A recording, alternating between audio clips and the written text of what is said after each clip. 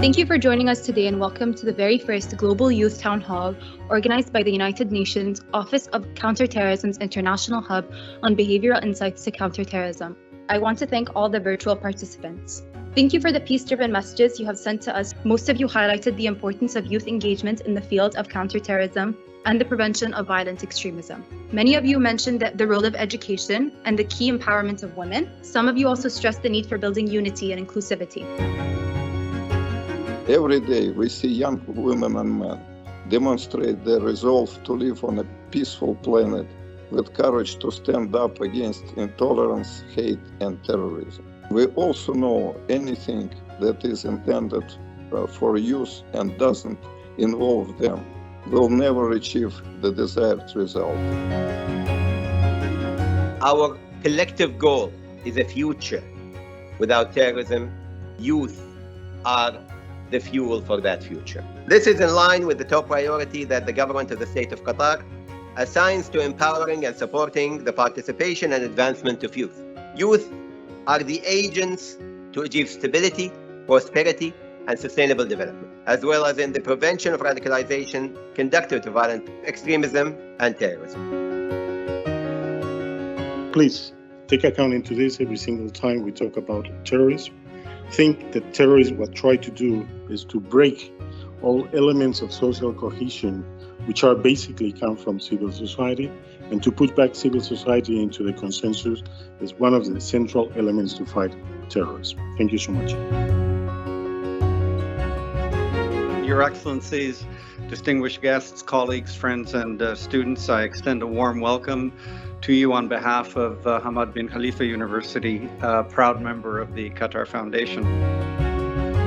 What if we took these young people, the ones who know so well what it means to be the other, and turned them into leaders in their community?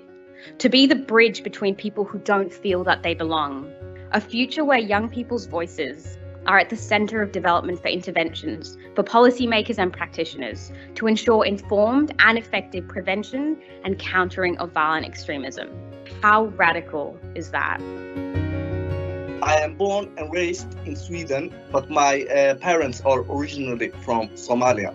I grew up in a so-called vulnerable neighborhood in Sweden, where most of the people are immigrants. When I was around 20 years old, many of my role models and friends went to Syria and fought for ISIS. Many of them told us, you don't have a voice here. So my question is, why do young people from safe environments go to conflict countries and join the war? How can we stop it? The resolution focuses on preventing and countering violent extremism, including by looking at issues about youth involvement. If youth are the ones that are affected by this and being drawn to the conflict, we need to know why. What are they thinking? Why are they doing this? What kinds of changes can we make to direct those kinds of energies and that desire to join and contribute and make the world a better place? I'm Shaurya Shukla from Dehradun, India. As a finalist of UNESCO MDIP's Digital Games for Peace program, I helped develop Slate, a game that endeavors to train educators and policymakers in prevention of violent extremism.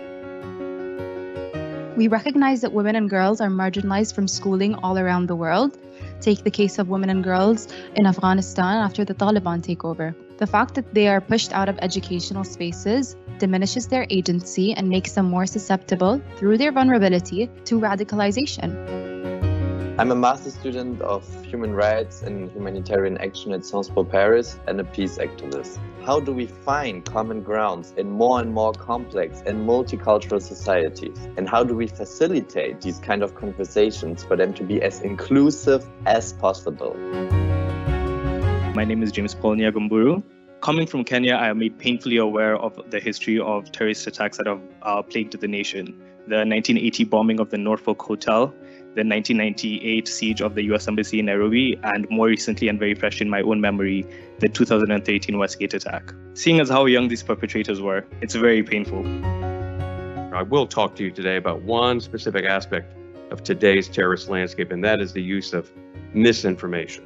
That is when false or misleading information is presented as factual. The same effect is achieved when your personal biases cause you to perceive it as factual. It's a growing concern. You can see it at work today in exchanges about everything from election campaigns to COVID-19, 5G networks, Ukraine, and QAnon conspiracies. So what I'd like to do is demonstrate to you how it can work. And I'm going to do that by telling you a story. What I'd like you to do is to guess who I'm talking about, okay? But everyone here and those of you online, no Googling, please. But we need to take good care of our brains to make sure everyone has the attention span, patience, and courage to really work towards a world in which nobody feels unseen, unheard, treated systematically unjustly, and that committing violence is their only or best option. So why we need to use behavioral science to help us understand the mechanisms by which people believe the story of simple solutions to complex problems, we can never lose sight of just how much work there is to be done towards making the world this more just, inclusive place. A resilient space, maybe, that supports many different ideas and different ways of life. I'm a JD student at HBKU, so I'm studying law. I'm also an alum of Northwestern, class of 2013. I didn't know about this event. I was actually on my way to class, and then I just stopped and didn't go. So I really enjoyed a lot of the commentary surrounding behavioral science. In 2011, my beloved uncle Haji Muhammad Zubair died in Ramadan of that year, having 6 weeks previously been violently assaulted whilst driving his taxi by a passenger who held racist, extremist, and ultimately fatal intent. So in his memory and in the name of all those who have suffered from terrorism, I'm here today with the UNOCT and with these incredible young people such as Afra, trying to make the world, as cliched as it might sound, a better place for us all. First, I would like to express my gratitude to the organization for including and integrating youth as part of this important discussion. My name is Janan and I'm a senior at Georgetown. And the reality is that my generation has never lived in a world that was free of terror.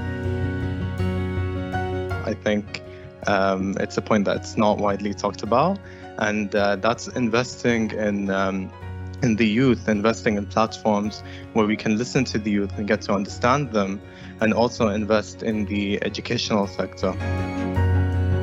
Imagine, for example, a web conference where a previous terrorist who sentenced to whatever punishment he had deserves from the court is able to speak to his own community, is able to preach to his own community. And I believe that that sort of approach, or for example, to reach those communities who are currently undergoing violence by those who got opportunities to leave this circumstance. Hello, I'm Ais from Indonesia, and I have been actively involved in women peace and security and youth peace and security-based communities since I was in high school. The single most important thing to ensure a future without terrorism, from my point of view, is by growing respect to a mutual understanding of each other's differences. You know, I can remember how I felt when I was younger about how passionate I still do care about injustice, social injustice, and injustice generally around the world, but the energy that goes along with that when you're young. And the best place to harness that is in school when you're with like-minded people. And it's also something that the Secretary General and the General Assembly, through our common agenda, really wants to create mechanisms of not just talking about youth, but including youth. I'm sure I speak on behalf of everyone when I say that, we've all taken up so much from what you've had to say and from, our very distinguished guest speakers, and for people like you, and, just all of our students and our alum. And with that, we're actually coming to the end of our Global Youth Town Hall. So for those of you here and for those of you joining us online, virtually, thank you all once again, and goodbye.